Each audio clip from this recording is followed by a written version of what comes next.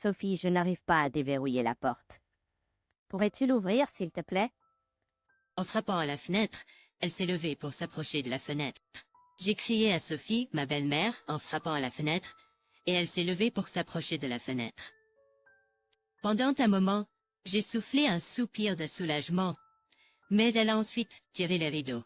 Avant que les rideaux ne soient complètement tirés, la dernière image que j'ai vue était son sourire satisfait. À ce moment-là, j'ai tout compris. La raison pour laquelle je n'arrivais pas à déverrouiller la porte était que Sophie avait décidé de changer les serrures. J'ai finalement perdu mon calme. J'étais bouillonnante de colère contre Sophie, qui m'avait poussé à bout. J'ai sorti mon smartphone de mon sac à dos et composé un numéro particulier. Je m'appelle Aurélie. Je vis avec mon mari, Christophe, et notre fille, Élise. Christophe et moi avons le même âge et travaillent dans le domaine de la technologie, ce qui l'amène à voyager régulièrement chaque mois. Mais quand il est à la maison, il s'occupe des tâches ménagères et prend soin d'Élise. Notre fille a 3 ans. Elle est souvent seule à cause de mon travail. C'est une enfant vive et joyeuse, toujours avec une étincelle dans les yeux et un sourire radieux sur le visage. Ses cheveux fins sont plumeux et châtain clair. C'est incroyable comment un si petit corps peut contenir autant d'énergie. Elle déborde toujours de vitalité, est curieuse de tout et saute d'excitation quand elle voit des fleurs ou des insectes dans le parc.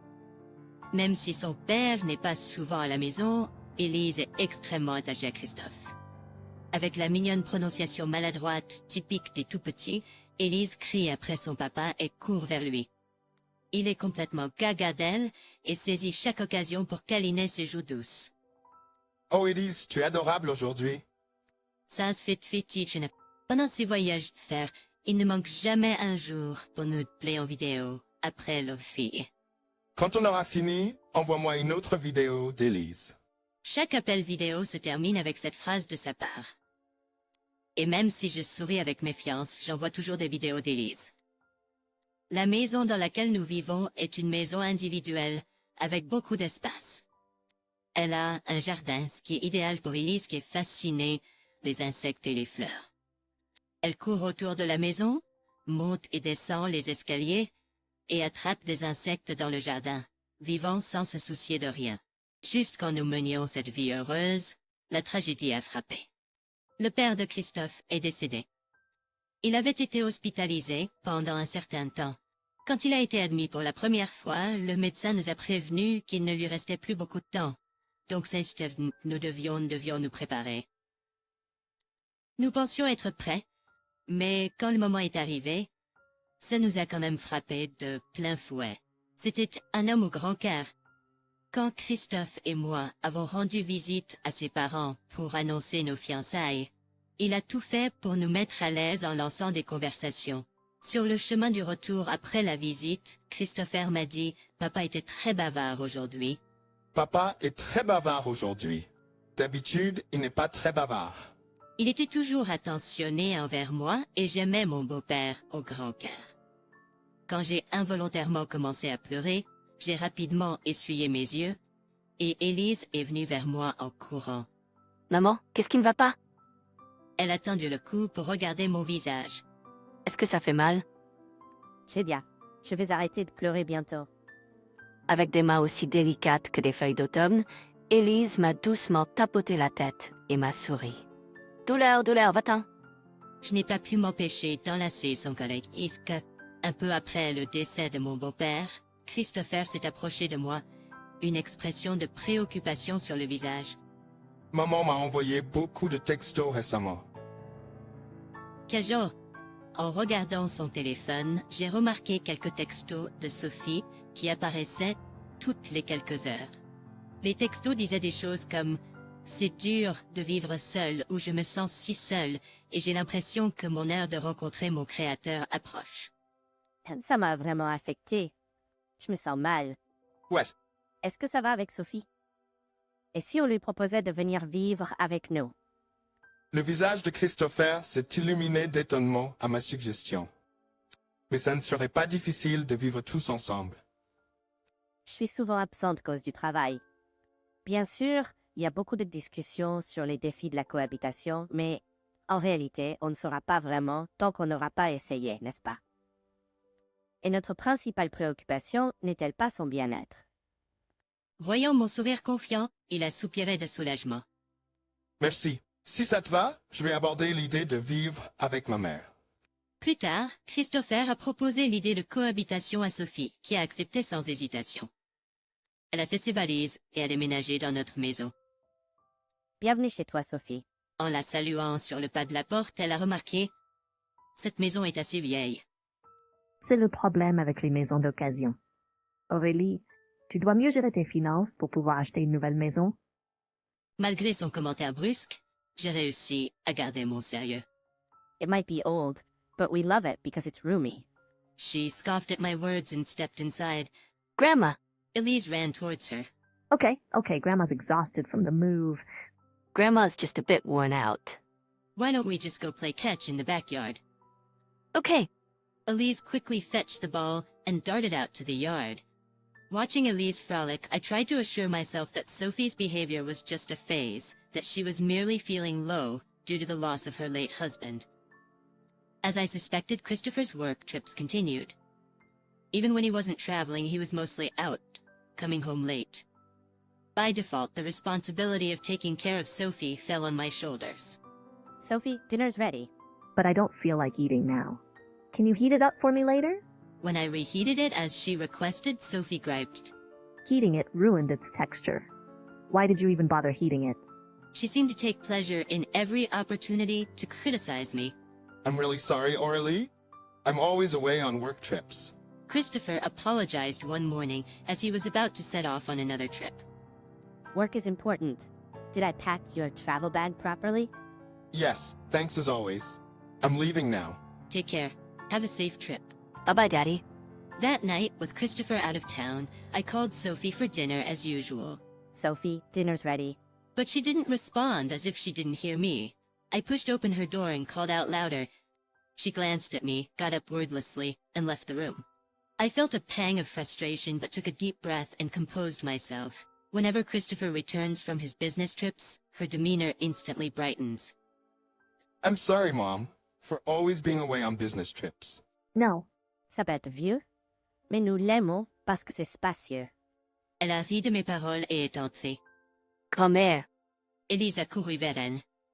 D'accord. Grand-mère est épuisée du déménagement. grand-mère est juste un peu fatiguée. Pourquoi n'allons-nous pas jouer à la balle dans le jardin? D'accord. Elise a rapidement attrapé la balle et s'est précipitée dans le jardin. En regardant Elise s'amuser, j'ai essayé de me rassurer en me disant que le comportement de Sophie n'était qu'une phase, qu'elle se sentait simplement mal à cause de la perte de son défunt mari. Comme je le soupçonnais, les voyages d'affaires de Christopher ont continué.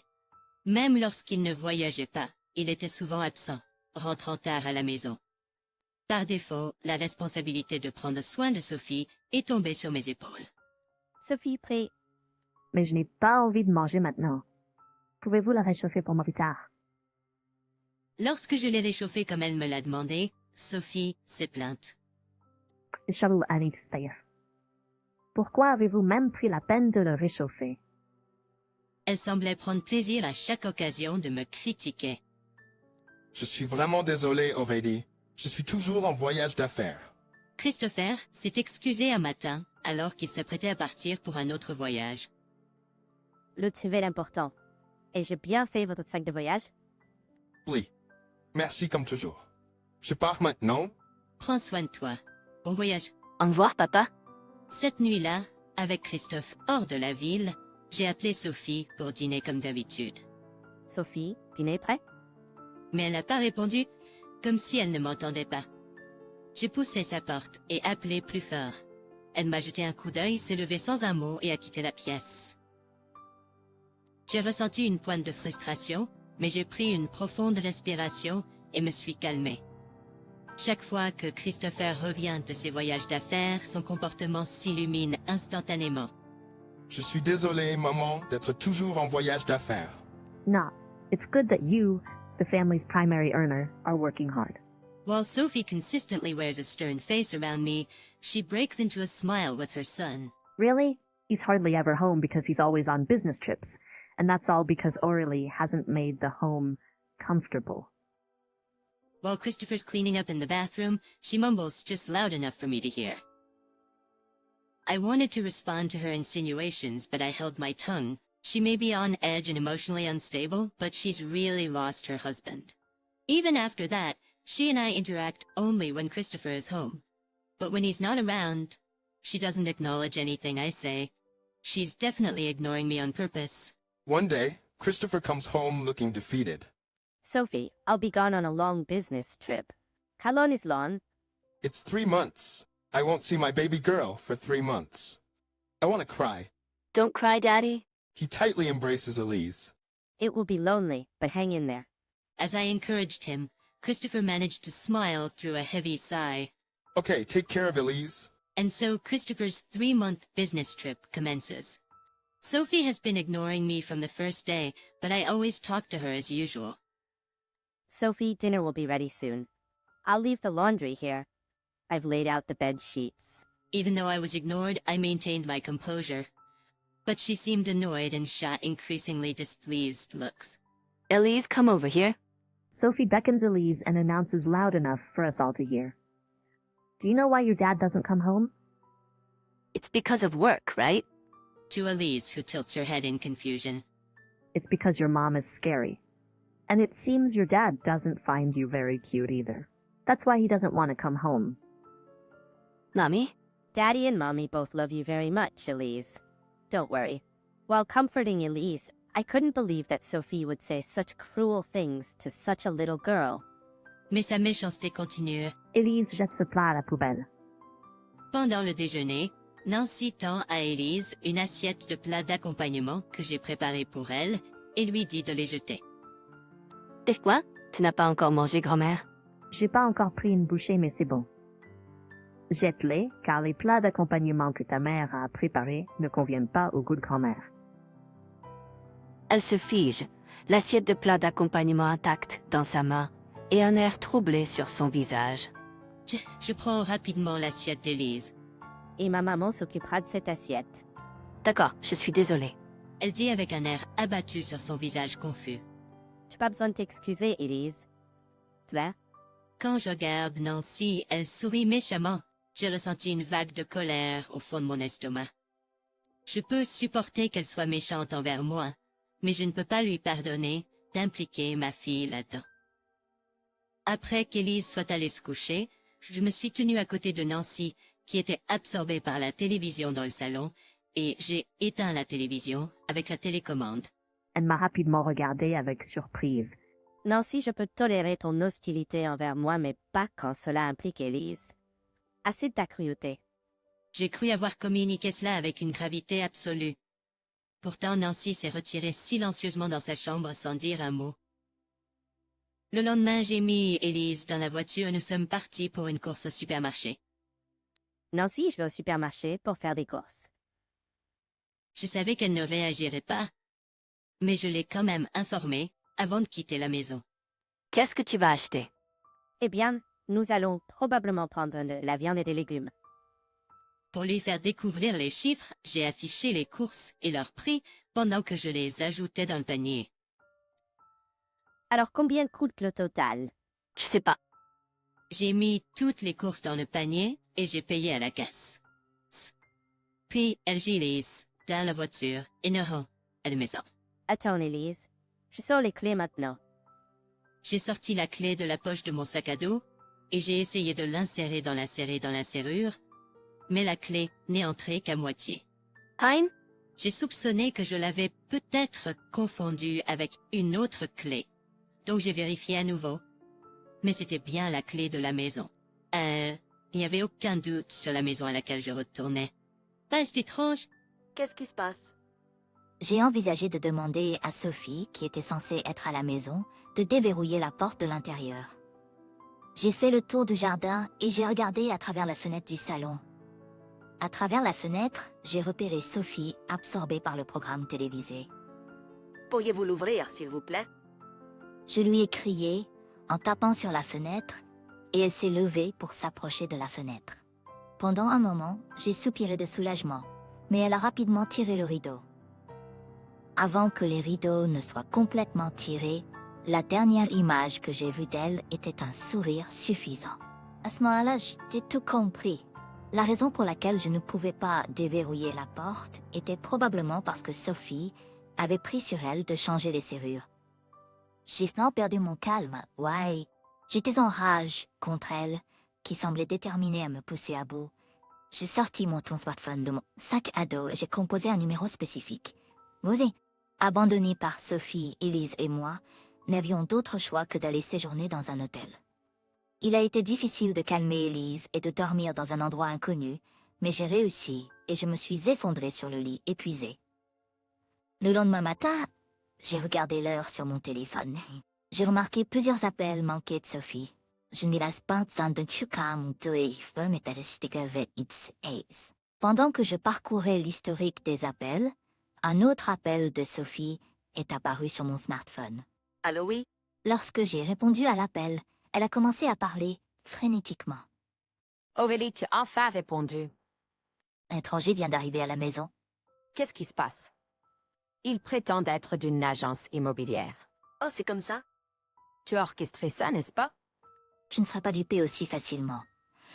Elle a continué à parler et j'ai commencé à parler lentement et calmement. Oui, j'ai contacté une agence immobilière hier, Je savais que c'était toi. mais il n'y avait pas de trop prix. Je faisais simplement valoir mon droit légitime. En fait, cette maison est un héritage pour mes parents. J'appréciais son espace généreux, mais compte tenu de l'âge et de l'emplacement de la maternelle où ma fille irait, j'avais envisagé de la vendre depuis un certain temps. Cette maison a été achetée d'occasion au nom de Christopher, n'est-ce pas? Non, ce n'est pas exact. C'était un héritage de mes parents et c'est à mon nom. Il semble que tu l'aies pris pour un achat d'occasion, mais par respect, je ne l'ai pas rectifié. Sophie est momentanément stupéfaite. Comment tu peux faire ça? Je vais en parler à Christopher. J'ai déjà mis Christopher au courant de la situation. Et je lui ai également révélé toutes les fois où tu as été désagréable envers moi et Élise. Et alors? Il est de mon côté, n'est-ce pas? Non, il a cru mes paroles et il était furieux contre toi, Sophie. C'est absurde! Si tu penses que c'était faux, pourquoi ne pas appeler Christopher et le vérifier toi-même? Bien sûr qu'il est de mon côté. Tout en étant toujours en communication avec moi, Sophie compose le numéro de Christopher depuis le téléphone fixe. Christopher, est-ce que ce que Nova m'a dit est vrai? Est-ce que ce que Nova t'a dit est vrai? Non, ce n'est pas comme ça. Attends, L'appel entre Christopher et Sophie semble se terminer rapidement. Alors Nancy, qu'est-ce qu'il a dit? il veut couper les ponts avec moi. Il a dit qu'il ne tolérera pas que quelqu'un te traite, toi et Elise, de manière désagréable. Elle semble visiblement secouée. Voyant sa situation, Sophie commence soudainement à parler de manière séduisante. Nova, ne mets pas à la porte. Je sais que tu es une personne gentille. Tu ne prendrais pas de telles mesures, n'est-ce pas? Et je pète en manière décisive. Je ne peux pas coexister avec quelqu'un qui a un impact négatif sur ma chère fille. Tu peux vivre seule à partir de maintenant. Mice, Rien qu'en entendant la voix abattue de Nancy, j'ai pu imaginer son état déprimé. Par la suite, nous avons mis fin à notre arrangement de vie avec Nancy. Elle semble mener une vie solitaire dans un appartement qui se vide lentement de l'héritage modeste de son mari. Élise a commencé à fréquenter la maternelle qu'elle désirait. Elle semble être heureuse chaque jour. Devine quoi? today at kindergarten, we played with a massive jump rope. How massive was the jump rope? It was as gigantic as a dinosaur. That's how massive it was. That's truly enormous. Observing the radiance of my daughter's eyes as she narrates her day at kindergarten, I squint contentedly. Aujourd'hui, à la maternelle, nous avons joué avec une corde à sauter massive. À quel point était-elle massive? Elle était aussi gigantesque qu'un tête en haut. C'est à quel point elle était massive. C'est détaillé. Observant l'éclat des yeux de ma fille alors qu'elle raconte sa journée à la maternelle, je souris avec satisfaction.